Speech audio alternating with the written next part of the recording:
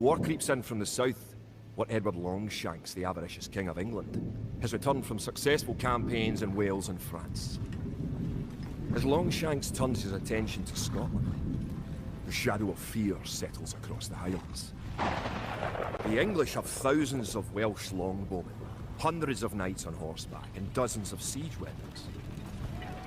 We Scottish have a rabble of untrained soldiers who do not even know how to march in a straight line. We must act soon. If we're to have any chance of resistance, we need to forge an army by any means necessary. The time for minor skirmishes is over. We now prepare for war. The villain Longshanks is poised to cross the River Forth and threaten the town of Stirling with a force of men-at-arms, heavy cavalry, and a multitude of archers.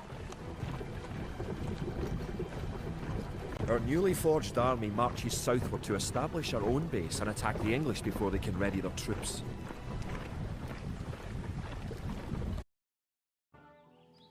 Our coffers were depleted at the Battle of Stirling, so we need to strengthen our economy once again before pushing south into lands held by the English.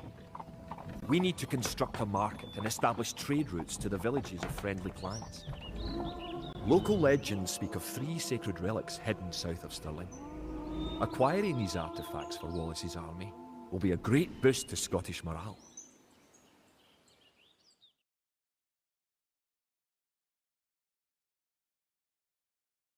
Stirling was our first great victory. Even as we held the coastline, word arrived that Stirling Bridge had been held by a force of Scots led by the mythical knight of whom so many have spoken. Now we know his name. Sir William Wallace, the bane of the English. Edward Longshanks names Wallace a traitor and a criminal. Sir William replies he cannot be a traitor, for he never swore fealty to an English king. With Wallace leading our armies, the men fight with renewed vigour. Perhaps the tide of our misfortunes is about to turn. With the 3 relics locked away safely in Scottish churches, men murmur that we are blessed by the heavens. Our army now stands a chance as we prepare for the final clash with the English. Scotland now has archers and knights of our own with which to meet Longshanks.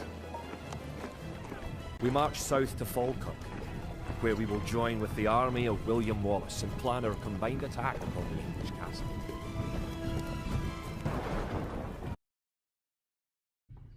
The only way that we can hold the boggy lowlands around Falkirk is to build a castle and as many walls as we can construct in a short time. These fortifications will serve to protect our camp as we construct siege weapons with which to assault the English castle.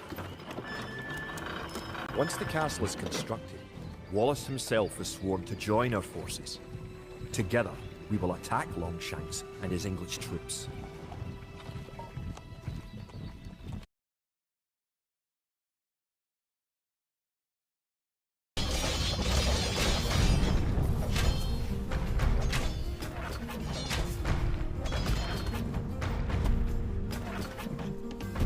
The English castle at Falkirk is no more. The English pretensions in Scotland are surely at an end. The forces of Wallace are triumphant.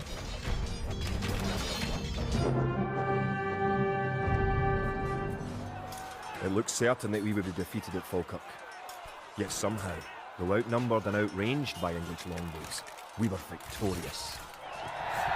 The English castle was torn down, and a Scottish one shall be built in its place. William Wallace has shown us the path to victory.